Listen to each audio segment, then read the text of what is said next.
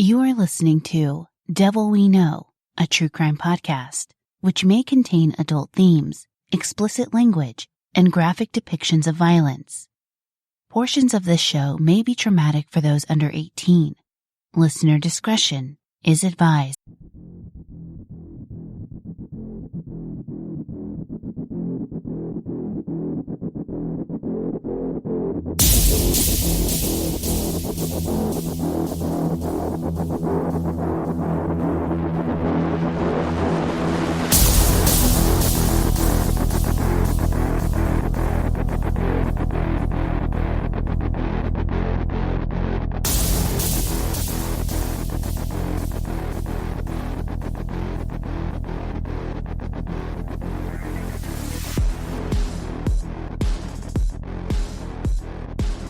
Yeah, the Birmingham Fire Company here is command central for these search efforts right now, and it is a busy place. This is day 2 of the search for 18-year-old Linda Stoltzfoos. She is 5'10" and 125 pounds. She was last seen wearing a tan dress, white apron, and white cape.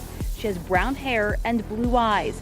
Investigators tell me this morning they expanded the geographic search area. They tell me this is standard procedure, not because of any tip or new information they have received.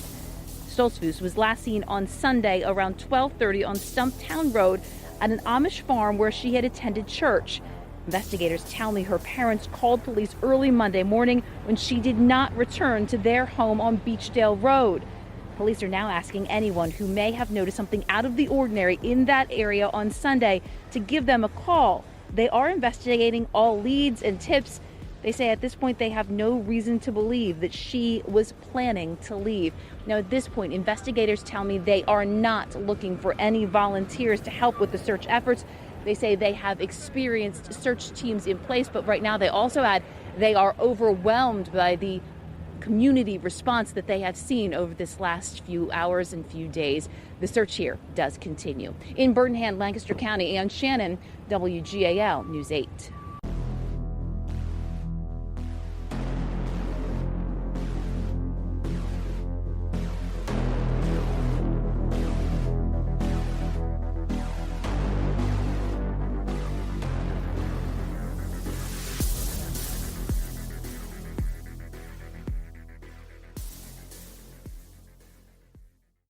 In this episode of Devil We Know, a young Amish girl makes her way down a country road before youth service that night, only to never show up.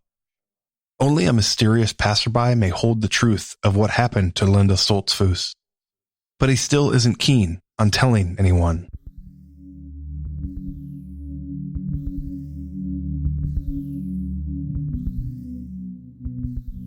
Lancaster County, Pennsylvania, a place far removed from the usual passage of time. Legend has it that in 1734, 2 weary surveyors arrived at a crude log hut that served as an inn. These 2 surveyors, hard at work on surveying the old Philadelphia pike between Lancaster and Philadelphia, considered whether it was better to forge ahead to Lancaster for a place to stay or to put up at this cabin for the night.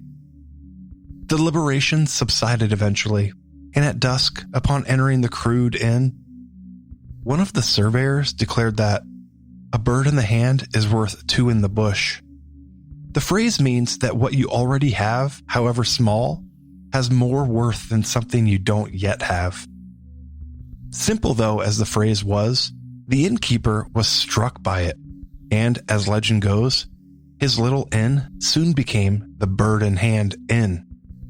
From that point forward, the village where these 2 surveyors rested their heads in 1734 had a new name.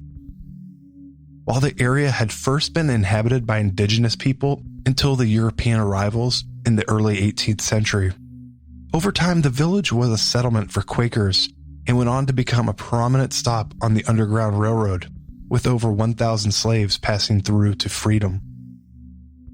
Toward the end of the 18th century, the area eventually saw the Amish join other German-speaking denominations, such as German Lutheran, Reformed, and Baptist, who resided in the area. However, despite the variations of faith and community that live there, it is the Amish that most remember and picture when we think of Lancaster County. would picture buggies, bonnets, a simpler approach to life, free from the shackles of modern-day existence. A life centered around family, faith, and home. Despite this idyllic outlook in what is now known as Amish country, there are times when trouble still finds its way to these communities. And on June 21st, 2020, the community of Bird in Hand, Pennsylvania, saw their peaceful existence invaded by the world outside in one of the worst ways possible. Father's Day holds a lot of different traditions throughout the United States, but not so much in Amish communities. It's a public holiday that, unlike Christmas or Easter, sees no real celebration in the Amish faith. However, one thing that holds true of every Father's Day is that it falls on a Sunday, and Sundays are special days indeed. The Amish of Lancaster County have a number of specific rituals that are followed on Sunday, and more so in relation to their reverence of church itself. Linda Stoltzfoos, an 18-year-old woman living in Bird in Hand, Pennsylvania, was one of many attending church that day. And while many had already gone home after service, Linda stayed behind to help with the dishes.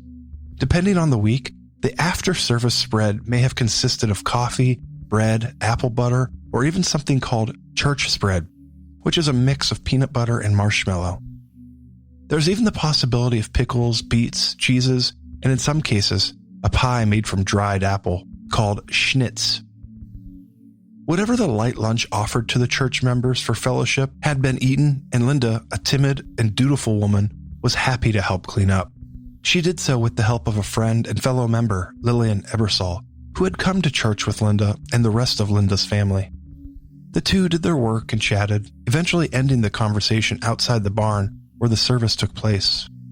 When they did, Linda, who was used to walking, said she would head home before youth service to change out of her formal church clothes and into something far more suitable for the youth group. With little thought to what was a normal routine, Linda took off, barefoot, her stockings tied up in a knot, and carried with her shoes. Fully prepped for her usual route, she walked down the road that led to her home. As Lillian watched her leave sometime between 12:30 and 1 o'clock that afternoon, she had no clue that she would be the last friendly face to talk to her that day. Linda had gone to church in her usual attire, a black head covering and tan dress, complete with a white apron cape, as is traditional. After all, Linda was unmarried, and most unmarried women in Amish country wear the black bonnet, even at church, until the day of their wedding. Still, while her outfit was appropriate for church, most of it was less so for social gatherings, yet like her youth group. And so she made her way down Stumpman Road and would plan for an eventual left on Beechdale, where she and her family resided. This route, as Lillian and Linda's father later pointed out, was the normal way in which Linda came to church, and it was the most likely route for her to take when heading home.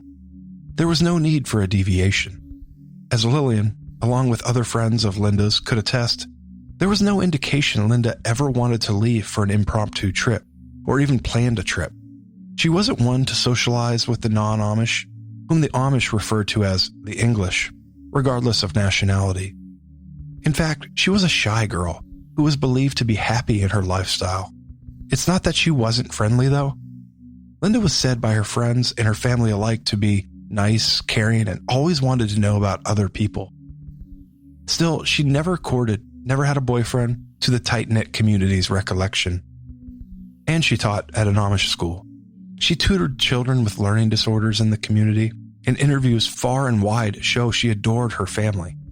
Nothing in June of 2020 was abnormal for her, and she remained just as active as ever in her church and in her youth group. That said, when 2 o'clock came and went, her good friends from the youth group still awaited Linda. Anna Byler, Kate King, and Anna Stoltzfoos, with a slightly different spelling, all wondered where she could be, until they chalked it up to her being homesick.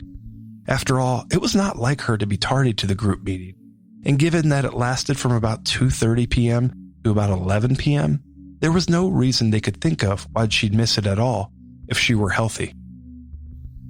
These three friends had seen Linda only recently on that Friday, and had not noted any oddness in her behavior or any problems she might have been having. Just like Lillian, they all affirmed later that Linda had been happy in the community, content living the lifestyle they had all known since birth. And it was from this that police later concluded Linda had no reason to leave unannounced. All the same, a no-show in an Amish community is unheard of. As a highly communicative and close body, this settlement sees active participation from nearly everyone. Duty and humility are chief tenets of the Amish faith, and to shirk such duty is not a deal to be taken lightly. But if Linda was not the type to shirk, then where could she be? At home, waiting with bated breath, Linda's father, Lloyd, finally saw that his daughter had yet to come home from her youth group. Ending at 11 o'clock that night, it may have been a bit odd to see her come in later than midnight, but given that her usual method of travel was walking, maybe awaiting her arrival was all that Lloyd could do. Nevertheless, he eventually contacted the police, and after 2 a.m., officers responded to the call to learn that Linda was in fact missing. They first went to check her bedroom, as Lloyd recalled Linda's usual routine. She changed at home before attending youth group, as she had told Lillian and had done this so many times before.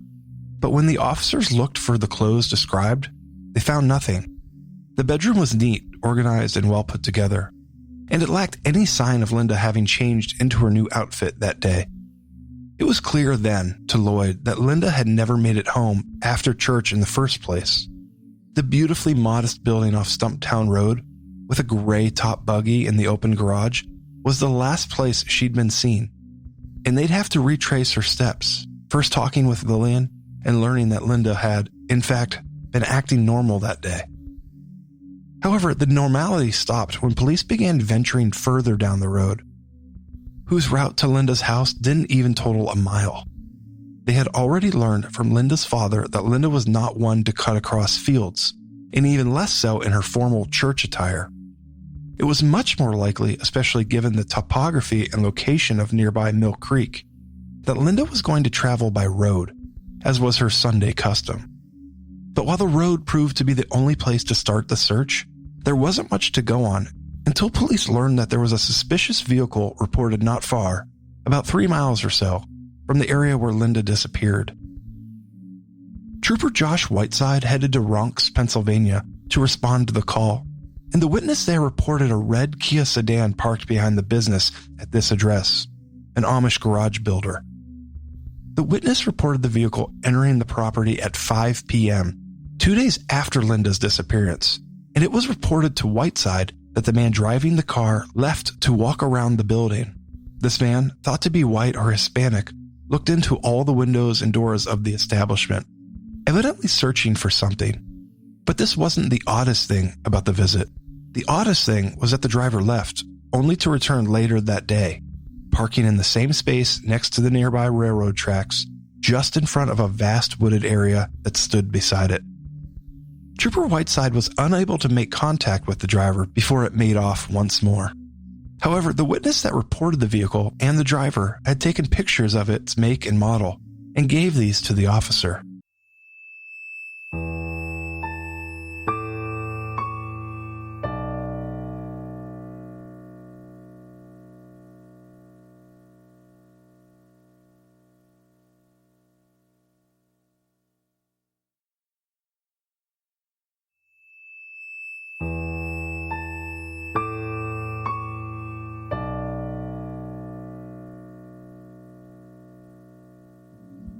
This garage builder named Jonathan wasn't the only person to notice a strange vehicle, though.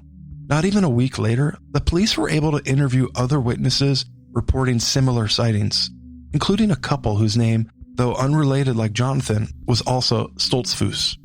It's apparent by now that this name is somewhat common throughout this region of Pennsylvania. But regardless, the witnesses were not acquainted with the missing girl. This couple, Sarah and Isaac, reported not only seeing a strange car only 10 miles or so from where Linda was last seen, and about 8 miles from the business that first reported the red Kia. Sarah mentioned that the red car they saw in Gap, Pennsylvania, was carrying a female Amish person in the front seat, riding with a male driver. She saw this and waved, as is customary between Amish folk as a passerby greeting. It noted that the young woman did not wave back.